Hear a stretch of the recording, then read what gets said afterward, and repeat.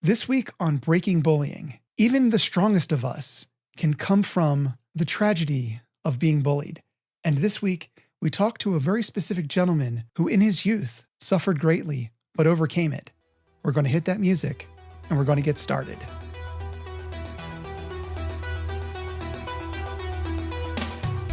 Along with my co-host Tim, joining us this week is a man who has more belts than a leather factory warehouse. It is martial arts expert and founder of the Taibo system himself, Billy Blanks. Billy, thank you for joining us this afternoon. How are you? I'm awesome, man. I'm glad to be here and blessed to be here. Let me say that. And I'm looking forward to talking to you guys. So, Billy, you've had much success of your life, but a lot of us don't know how hard it might have been for you as a child growing up or as a youth. Tell us what it was like growing up, where you came from. Well, I grew up in Erie, Pennsylvania, and growing up in Erie, Pennsylvania, I lived in the ghetto. I had 15 brothers and sisters, 10 brothers and 5 sisters. And, I used to be a kid who was very shy. And, when you're shy, you have a tendency to walk around like you have no authority, and you kind of timid and nervous and scared all the time. And I think because of that made people want to pick on me more, So every day after school, as soon as the bell would ring, I'd be the fastest one that can get out of school and try to get home as fast as I could. Because if I didn't, I knew I was going to get picked on and bullied, right? So I would just run home. And then it would get to a point where in my neighborhood, it was this guy, he was like 18 years old, and he used to see me come running from school. And he used to come out of the front door and he used to pull out a switchblade. I'm going to kill you it made me even more scared and nervous about walking around, in our neighborhood because of that. And I should tell my mom and tell my dad and stuff. And, my dad could never catch the guy, but my dad was always at work, right? But it was just me trying to find a place how I can escape and get home without being able to run into people who wanted to fight and bully. Was it always the same group of people? It was always different groups of people because, I was this kid I had a learning disorder. My learning disorder was dyslexia. And I think back in those days, nobody knew what dyslexia was.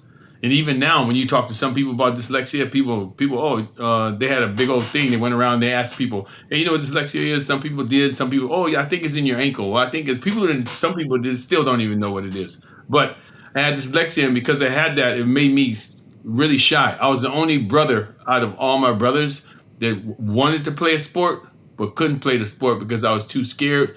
Because if I had to read something that had something to do with plays and things, then it would make me feel like I was stupid, and it just took my confidence away. At what age did your bullying start, and how long did it last? My bullying started at first grade. So about 7. Yep, 7 years old. And then from 7 years old all the way to when I got into my first martial arts Taekwondo class when I was 13 years old. Wow. When I got into my martial arts class, that's when it started to slow down a little bit. I still got it. And I got it from older kids because I was a pretty big kid at 13 years old. I was close to 6 feet, and I was just a kid that was shy. I wouldn't say, when people say something to me, I would go, yes, sir. And, just kind of bob my head and stuff like that. And so I think I looked like a victim. I was a kid that people call, oh, that's the easy one. Go ahead and just bully him. Because of being shy, being quiet, having dyslexia, which also would probably affect your schoolwork. It definitely affected my schoolwork. It made me, I had to go to special education, and then being able to go to a special education class. That marks you. Right. And in those days, you had to get on the yellow bus, right? When you got on the yellow bus, kids would see you, and then that was it. I was on a bus with kids who were handicapped. Some kids were mentally handicapped as well as physically handicapped. So then everybody mixed me in with that group. And so I was like nervous about getting on the bus. Wouldn't get on the bus. I would run to school. I would walk to school. Even though our school was like 2 miles away from my house, I would walk. So, Billy, you refused to ride that yellow bus, correct? Or did you have to go on it a few times? No, I refused to ride it. I didn't go on it. Okay. And at that time I could because I was old enough to be able to know directions. And so I didn't have to ride it. Would you say that bullying was rampant within your neighborhood? Yeah, it was rampant, because I lived in the streets, ghetto, right? Because living in the ghetto, you got all kind of kids who wants to be the boss, right? And I think that's why a lot of gangs started because of that. Kids did not want to walk home by themselves, so they would go join a gang, and then there you got your protection. I had 15 brothers and sisters, but each one of us had our own direction that we were going in. And most of my brothers played after school sports. If they saw anything happen, they would always come over and try to, break something up or get involved with it, right? But I was a kid that people caught by himself a lot because I was a shy kid, so I really didn't hang out with too many people. I was always by myself. And I think when you by yourself, that's another victim thing, right? Where people go, well, nobody likes him. He's a shy kid. Look at him. He walks around with his head down all the time. So I was a person that people say, let's go after him. Did you ever get into any fights? Yeah, I got into fights. I definitely got into fights, and because I was pretty big and strong, I didn't like to fight, but if I did fight, people got hurt, right? But me, I would beat up a kid and go home and cry because I had to beat somebody up, right? Go home and talk to my mom and dad. Hey, Mom, I had to fight and I had to hurt somebody. But then my mom and dad would talk to me and tell me, Billy, if you don't protect yourself, what do you think will happen to you? And so, I just had to keep fighting and hope that I can get home safe. My thing was I hated to fight, didn't like to fight. I even had to fight with my best friend one day because he was bullying me. And I just had to say, okay, I'm tired of it. We got to fight. So we ended up fighting, and then I ended up crying because I had to beat up my friend, And even though you fought back, that didn't stop them from bullying you. No, because I think living in the streets is a way that kids made a pathway. And even though I would beat up kids and I would get beat up too, it was a challenge. Nobody had guns back in those days. Everybody deal with their fists, and they deal with what came out of their mouth. And then it got to a point where, when I got a little bit older, my brother became, top athlete. And then he also became, well-known street fighter. And because he became a well-known street fighter, when kids got in fights, how, what's the guy named, he used to do the fighting on the ring? Kimbo Slice. Yeah, I was Kimbo Slice. Well, my brother Joe was a street fighter back in the neighborhood. My father caught him running home. We both were coming home from school, and my father saw both of us running. But I was running because I wanted to get home fast. My brother was running because he was running from a kid. And my father saw him. The kid he was running from was living next door. And he was bullying my brother. My brother, we were always taught not to mess with people, just be good kids. My father always taught us that we had to fight for ourselves, but no bullying, none of that stuff. So my brother would just, because he didn't want to hurt people, he'd run home too. He was my older brother. He was like 6'2" and pretty big for his size, right? But he was still, kind of cowering about fighting back. And then my father caught him. When my father caught him, he said, well, you got to go back outside. If you don't go back outside and fight that kid, you're going to be running home all the time. And then that's when I learned, I can't be running anymore. When my father did that to my brother, I'm going to have to stand up for myself. That's when things started to stop. And was that how your bullying ended? My bullying ended because of my brother's reputation. But then when I got involved with karate, everything stopped. What was your reason for joining karate? My reason for joining karate is because I wanted to be disciplined and focused. I got into boxing first. And when I got into boxing, all the boxer trainer was telling me, Billy, as soon as you see red, you got to act like a shark. You got to go after it. But then I saw Bruce Lee on TV, the Green Hornet. And then when I saw Bruce Lee in the Green Hornet, I saw how much focus and discipline he had. And I knew in my neighborhood, it wasn't about me learning how to fight because I can always get in a street fight, right? So I learned how to physically take care of myself. My goal was to learn discipline and focus. And I saw the discipline and focus Bruce Lee had with his body. So I wanted to be able to be a kid who had that focus and discipline. Plus, I wanted to be able to be different than other kids because I didn't grow up good in school. My schooling was not that great. So I started to look at the control that Bruce Lee had of his mind and body together as one. I said, man, I want to be able to do that because I want to be able to help people one day. And so when they built the youth center, got a chance to go to the Martin Luther King Center and go through that karate class. And when I got involved with that karate class, man, I got a chance to see out of my own eyes that I could be successful. Were you hooked from day one? I was hooked from day one. But it was hard for me too. I have dyslexia, and my instructor had to kind of do a lot of stuff with me. But he said, Billy, if you want to take karate, I can't spend that much time with you because then I can't spend time with the other students. He just said, hey, just go in the back and do your best to try to follow along. So I did. I did that for years. I started at 11. When I turned 13, that's when my martial arts started to click. I'm glad your instructor at that time did that for you because I feel like nowadays there's some martial arts schools where they will get a kid with a little confidence. They have learning disabilities or issues. They'll just shove them off to the side, say, sorry, you can't come here. We're not a good school for you. Yeah, he didn't do that. My instructor had just came home from the Vietnam War. And when we first went down there, I went down there with 5 guys from the gang, right?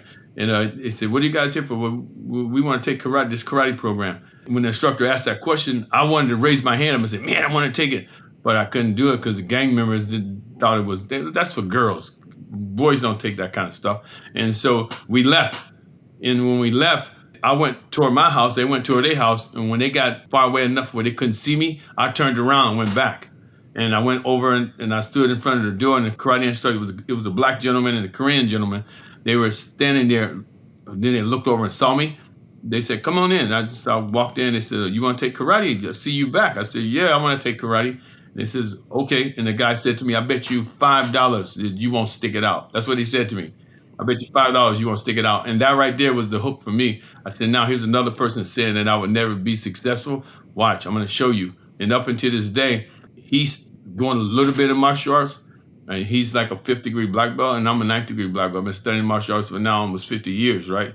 And I'm still in it. He's out of it. And I always talk to my instructor, the first one who taught me, because he was the one who opened up the door for me. And I always give him a lot of credit for helping me out and giving me the strength and power to be able to have that confidence, to be able to do whatever I wanted to do in my life. And it changed my whole life, man.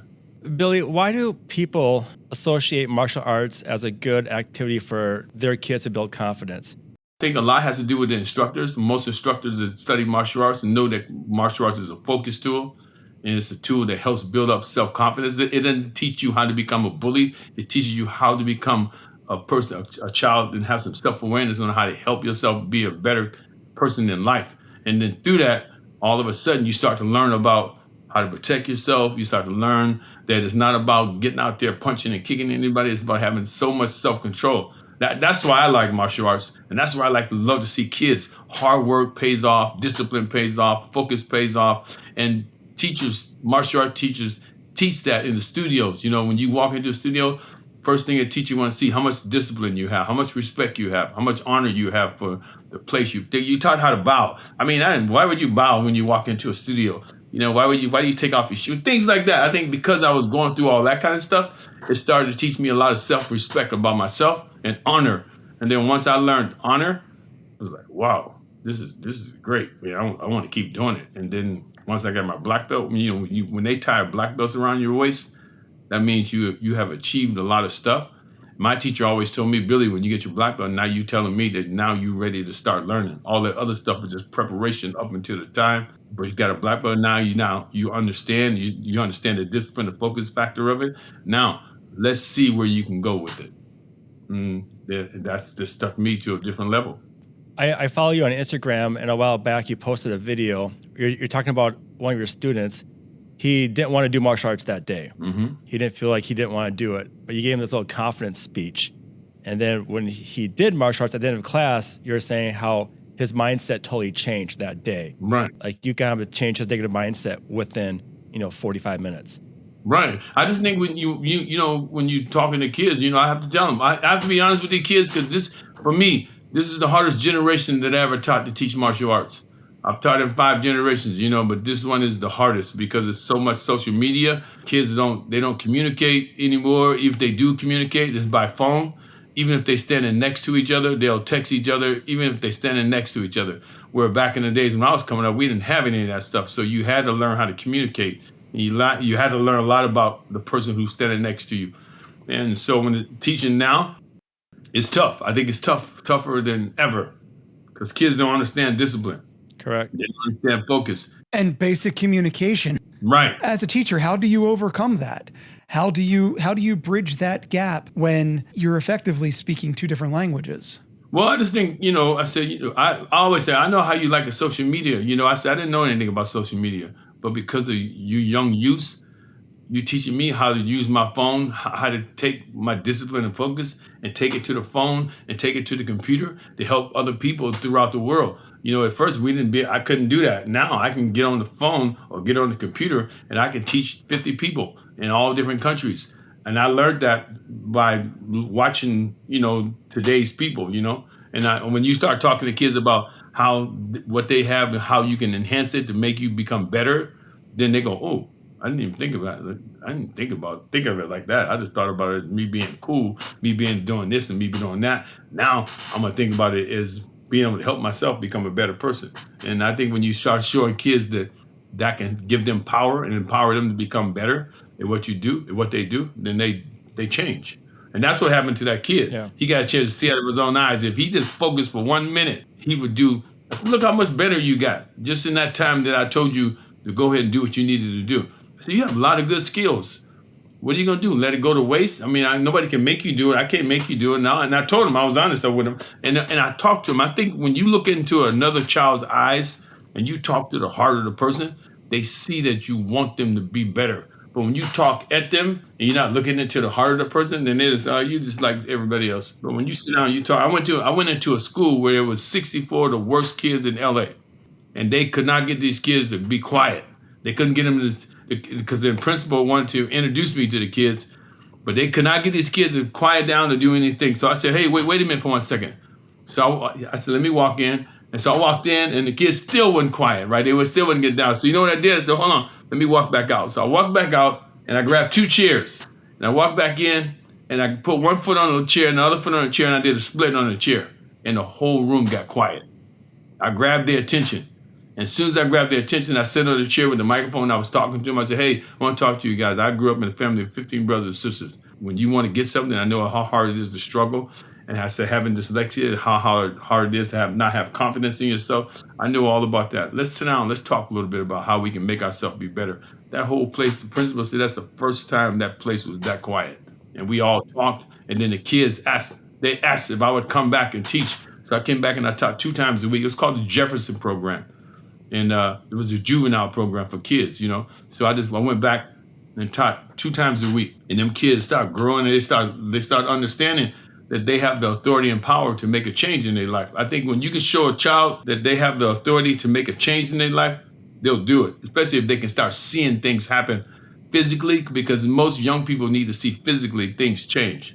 I would like to take a moment and circle this back into bullying while addressing you as a teacher, Billy. Yeah. I am sure that throughout your career as an instructor, you have encountered and had to deal with children who are themselves suffering from varying degrees of bullying, either from light to really, really serious and heavy. How do you handle those situations? Like my daughter, like she's a prime example. She's a 3rd degree black belt. She gets bullied every day she goes to school. Why? One is because she's quiet, she's shy, she's big, she's almost 6'1". You've seen her. I've seen her. She's just quiet. You know, she's not loud. And kids see that because she's quiet. Very good piano player on top of that. I just want to put that out there. Yeah. Because she deserves recognition for that. She's a good martial artist. I don't even like the whole pass for her because she can kick real hard, right? But I always tell her that when it gets to a point where you have to start physically putting your hands on people, that's not going to be good. Because you're either going to hurt somebody or they're going to hurt you, or you're going to get in trouble and you're not going to be able to do anything. So I always say the best thing to do is have the self-confidence to be able to go to the principal, go to the teacher and talk. And so she started going to the teacher and she started talking to the principal, saying, listen, I'm a 3rd degree black belt in Taekwondo. I know how to protect myself. My dad has taught me ever since I was 2 years old. And if you want me to protect myself, I will. But I'm coming to you now to get you to stop these people. What happened is my wife went to school, and the girl who was bullying my daughter is at least 2 feet taller than her. But she just didn't want to put her hands on her. She's nice. My daughter wants to love people. You know, she's taught to not to be violent, but to be as love this person as much as you can. And every day I have to talk to her and build her confidence up because, you know, kids, you know, walk up to you and you're ugly and you this and you that. I don't like your hair. Your hair is different. You know, they say all kind of things to her. And my thing is say, Angelica, the most important thing about what you have to do, you have to believe that there's something bigger than everything out there. And my thing for her was God. And I say, hey, you got to go to God. And when you go to God, have the peace within yourself that no matter what people say to you, have that peace enough to be able to have the calmness to keep yourself in the right place. And sooner or later, those kids who did that to you will start to turn around. So then, you know what happened? We went and did a martial arts demonstration at a school. And when the kids saw her do her martial arts, they were like, oh my God, I didn't know that. And then when they saw me, they didn't know I was her father. And that helped out a lot. It started changing things for her at school. That's how my bullying ended for me. I had to do martial arts administration in my high school. And once they saw me spar, break boards, do form, that was the end of it. Stopped. Same thing for me. 16 years old. I went to the school and broke some boards. When I broke some boards and I jumped up, and back in those days, I was a pretty good jumper. I could kick a basketball hoop. I put a balloon inside the basketball hoop, and I jumped up and busted. I busted the balloon, and I did a self-defense demonstration with 10-man attack. Had 10 men coming at me. Even though it was choreography, the kids saw it. And then when I broke at that time, at the time I was young. I was 16, 17 years old. I broke 3 bricks with a hammer fist, and I kicked 2 bricks with a jump, flying, spinning back kick, and that right there, I became like a hero. Everybody left me alone. I think that best advice you gave your daughter was to remain calm, because a lot of times bullies, they want to get that reaction from you just so they have a reason to hit you. Right. And the fact that she didn't do that, they got bored. Yes. But serious, up until last year, she was getting bullied every day. And then my wife wanted to go to school, and then I said, she wanted me to go to school and talk to the kid, right? I said, Tomoko, I can't go to school and talk to that kid. I get in trouble, right? And then I said, you can't do it either. But one day she got out of the car, and my daughter said, Mom, that's the girl right there. And so she walked right up to the girl and started talking to the girl, and I had to go get her and say, listen, you can never do that again because you get in trouble. But she went up, she spoke, and then the father of the girl came, and she talked to the father, and the father was so upset because he thought his daughter was perfect. When he found out that she was bullying kids in school, not just my daughter, she was bullying a lot of kids in school, he was totally upset. And so she got in a lot of trouble, and he fixed it. Kudos to that girl's father for doing that, because a lot of parents seem to, when you say, hey, your kid is bullying mine, will then get defensive because their kid is perfect. And of course, their kid didn't do that. And your kid is just being hypersensitive or something along those lines. The fact that he took responsibility and disciplined his child is a big thing, and that deserves recognition. Yeah, and you know why he did it, though? I think the same thing happened to him. He got bullied. For him to think that his daughter was a bully, I think it really bothered him. Yeah, I mean, as the only person on this call without children, if I did have children and I found out that my child bullied somebody, I would be very upset, because when you are bullied as a child, no matter what it does to you, how you get past it, or what it does to you, it still remains with you. It's still part of the building blocks that make you. And it's one of the more unpleasant building blocks that are in your makeup. Mm-hmm. So very much, you wouldn't want your child to be doing that. That would be problematic for you as a formerly bullied child. Again, kudos to this gentleman. Yeah, he was awesome, and it stopped.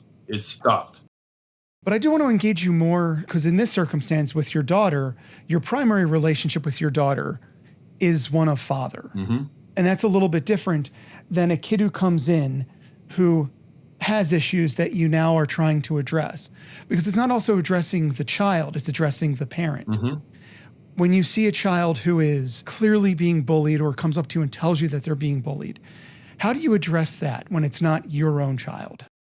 Well, one is that you gotta help build self-confidence, and I think through martial arts, if you get a child that comes into a studio, most of them are very shy, most of them are very timid. So the goal is to be able to get them to do something they never thought they could do, and all of a sudden they see out of their own, oh, see, I told you what happens when you do that, and they go, whoa, you're right, and all of a sudden you start to see them rise up, and when you start to see them rise up, you still keep feeding them stuff that's going to help build their self-confidence. And when you start help building a child's self-confidence, doesn't matter if it's a boy or a girl, all of a sudden you start to see them grow. And that's just not kids, right? We talking about adults too. We talking about people up in the age that still get bullied, right? And so my thing is, again, you're giving them a chance to see success. When you give a child a chance to see physical, mental success, their confidence starts to get big.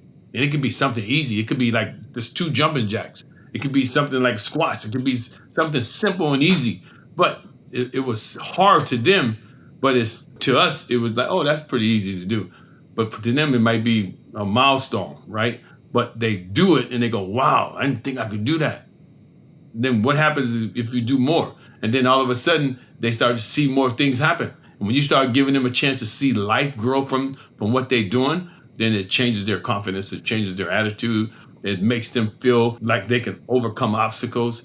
And then, when you, as a martial art teacher, Tim, I know you do these kind of things too. Yep. You give students a chance to take charge. They go, "Ooh, I'm teaching five other kids." And then all of a sudden, they start to see a confidence builder.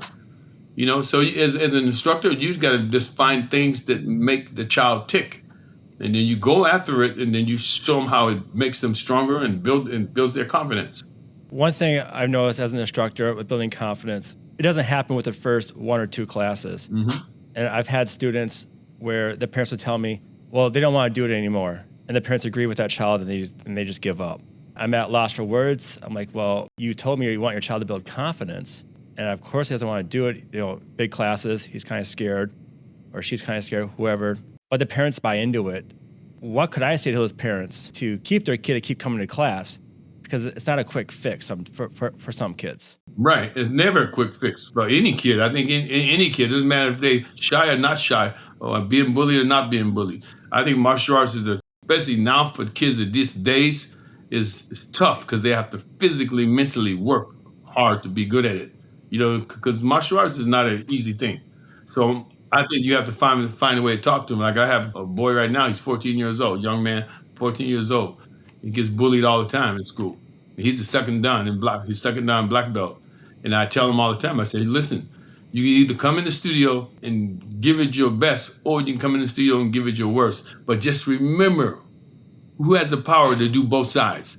You do. And because you have the power to do both sides, then you can make a decision. If you want to quit, you quit. Like that one kid, the one that you heard me talking to that day. Yep. I told him right now, I say, I'm 60-something years old. You think I'm going to play with you? No, I ain't got time to play with you. If you don't want to take martial arts, go over there and tell your dad. And if he don't want to bring you back, he don't have to bring you back. Because I don't got time to teach people who don't. I have to be honest and be truthful to a child. And I tell the parent, if you allow a child to let them direct you in how they're going to run their life, then you better worry. Because if they don't want to do things and you allow them to quit, then it's up to you. And I said, the word that you should quit teaching your child, I really believe this, the word that most people should quit teaching their kids is try. Try. Okay, if I don't do this, we go try something else. If I don't do this, we go try something else. That's a fail. That's the way to fail. I mean, I learned how to take try to my life 40 years ago. I don't try to do anything. I do. And the goal is to teach kids to do, not try, because try has no power. I want to circle back a little bit here, Billy. You made a very good point. If you let your child start dictating their life, they have a problem.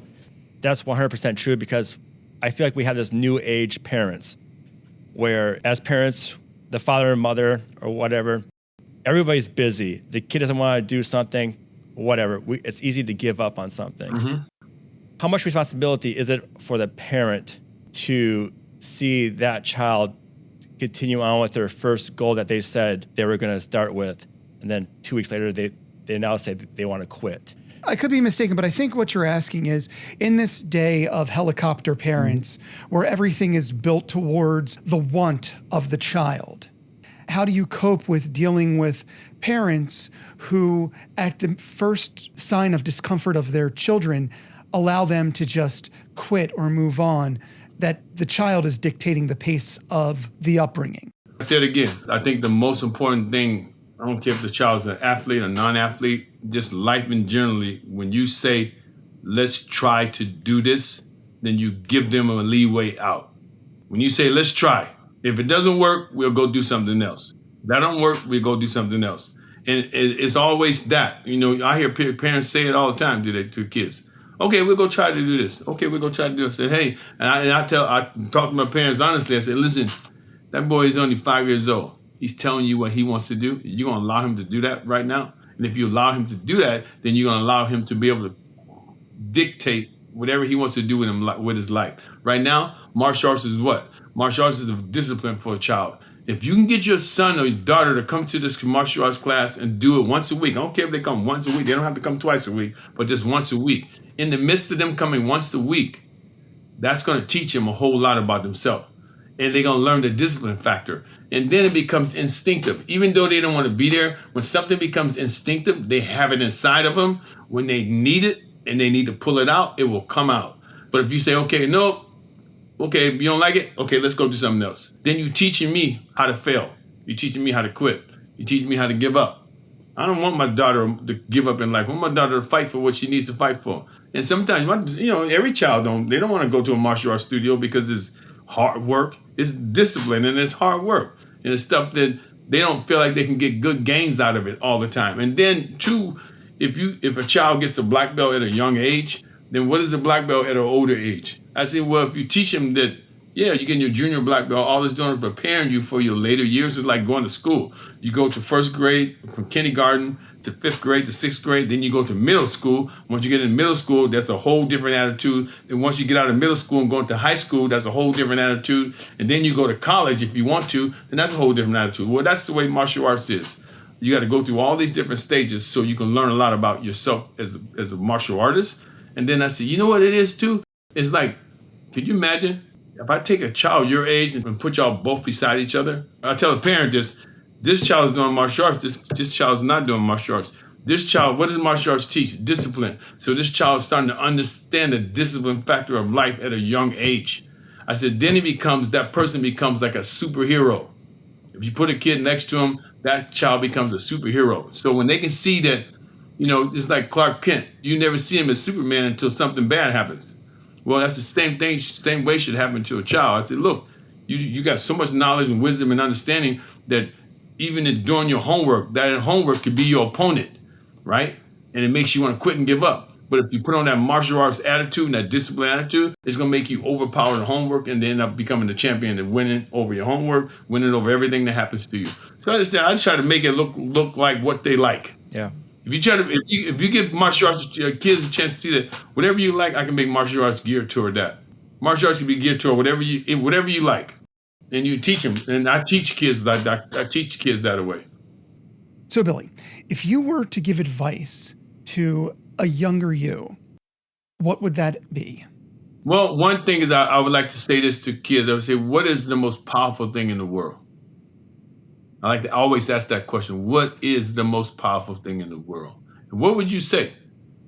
If somebody asked you that question at a young age or even at the age that you are now, what is the most powerful thing in the world? What would you say? At a young age, I would say, like back in my day, He-Man. He-Man. That's the most powerful thing in the world. Okay? That's what I would have said. Okay. What would you say, Bruce? Back then, if I'm going to be honest, I don't know what I would have said back then. But right now, I would say the most powerful thing in my world and what shapes the world for me is my perception of myself in the world. Mm-hmm. Oh, you wanted my thought today, Yeah. most powerful thing in the world. Oh, I'm sorry. The most powerful thing in the world to me, it's two parts. It'll be my faith in God. Mm-hmm. Because I've been bullied to a point. I said this back in my old recording a few weeks ago on one of the podcasts. Maybe I didn't get too far deep to it, but I thought about committing suicide because I was bullied so much. I had this wild dream vision, and it was basically God showing me what's going to happen if I stay alive. So that's what kept me alive. So ever since then, that's the most powerful thing for me. This is what I say to kids. I say, what is the most powerful thing in the world? And I ask that question because I want to know what they say, what they think. And then you ask them this question. You say, walk over to your parents and say, Mom, what's the most powerful tool you have? And they ask that question. And I ask the parents sometimes too, what's the most powerful tool you have? So I tell the kids, the most powerful thing in the world to me is words. Words, thoughts, ideas, and suggestions do what? I don't care how old you are. You can be 3 years old and be 70 years old. Thoughts, ideas, and suggestions do what? They pop up in your head. What you do with those thoughts and ideas and suggestions is what's going to make your life either go up or backwards. Think about it. You have this. I always tell people, say this out loud. I. Together, Tim. Yeah, say it. Say I. 1, 2, 3. I look and act. And act. Just like my mind and will. Just like my mind and will. That's a powerful statement. I look and act just like my mind and will. So I say, kids, say that out loud. I look and act just like my mind and will. Now say this out loud. I look look and act and act just like my body. just like my body. That's how most people are. That's why they give up. They look in the mirror, they look like what they see. They look at a scale, they look like what they see. They get depressed. They look like what they see and feel. So I always tell kids, that's what happens. You get up in the morning, you look like how you feel. You look like what you see in the mirror, but you have a mind, you have a will. And with that mind and will, you can do what with it? You can either quit or you can give up. That's how much power you have. You have the power to quit and you have the power to go on. Which one are you going to use? You can use it anyway. Even if you're a 5-year-old child, your mother can tell you, get up out of that chair. You can will yourself, I ain't getting up out of the chair. I'm going to sit here. That's how much power you have. Now, can you imagine if you took that power and you turned it around? Where do you think your life would go? And think about what comes out of your mouth. Death and life is in the power of the tongue. I always tell people, say this, death and life is in the power of the tongue. Those who love it will get the fruit of it. And why do I use the word fruit? Why did God use that word fruit? God used that term. Death and life is in the power of your tongue, Billy. If you love it, you get the fruit of it, both of them. So I always tell people, take life out and use the word. Death is in the power of the tongue. What I say out of my mouth going to come to life. I don't care what anybody say. Whatever they say out of their mouth is going to come to life. If I get up every day and I go like this, I don't feel good. That's too hard for me. And I do it every day. What am I doing? What happens when you water a plant? It grows. It drowns. If you water it too much, what happens to it? It drowns. What happens to a plant when you don't water it? It dies. What happens to your life when you get up every day and you water it with bad words? You drown it. Because every day I get up, I'm watering it with this. That's too hard. You're reinforcing the negative aspects. And people don't understand that. Kids don't understand. Every day they get up, Mom, that's too hard for me. I never better do that. Mom, son, you're right. That is too hard for you. Let's go try this. So then they keep saying that kind of stuff to themselves. But when you can set a child down and say this, say, hey, I look and act like my mind and will. You know how powerful that is? You look and act like your mind and will. That means I can will myself to do anything. I can will myself to quit. I can will myself to go on. With that, what else can I do in my life if I truly wanted to? I can will myself to listen to hard-headed kids. I can will myself to listen to bad kids. And what do you think will happen to my life? It's going to happen like what they say. And I always tell a child, I say, listen, what happens when you have a puppy and you take it around a dog? Your puppy don't have fleas, but that other dog has fleas. What happens when you take it around them? Fleas jump off of that and jump on them. What do you think happening to your life? Same thing happens. You can either will yourself to be what you want to be, or you can will yourself not to be. Or you can will yourself to be what other people want you to be. Can you imagine walking in other people's lives and somebody tell you how you should live your life and you could do that yourself? I just think that when you give kids information, you give them strength and power, they can build off of it. Yeah, I love that speech for one. I hear kids say it all the time in my classes too. And when you tell them that, hey, when you say it, your mind's going to believe it, they're like, nuh-uh. I'm like, dude, yes, it is. You cannot say that. Or if you say you can't do that, just add the word yet behind it. Changes the whole statement. Right away. And what happens when you hear a song? When the kids hear a song, what do? They mouth it off. Da, da, da, da, da. And then just look at you. You're singing a song. You probably don't even realize you're singing because you heard it so much. You singing stuff like this. F this, F that, F this, F that, F this, F that. They hearing things like that and they singing stuff and then they reacting off of what they see and what they hear. It happens. Oh yeah, repetition will burn things into your brain, be it the stuff you say about yourself, the music you hear, the opinions you carry. As you said, if you say about yourself, I'm not worthy, you say that a couple times, that is what your brain is going to believe. You are programming yourself to believe you're not worthy. And you can program yourself to basically believe whatever you want to believe about yourself by saying it to yourself. And that is a very important point. And then look what happens. And then confirmation comes to what you already thinking. Your friend goes, you know what? You're right. You're right. You can't do that. That's confirmation already. And what happens to kids when they get confirmation? They quit.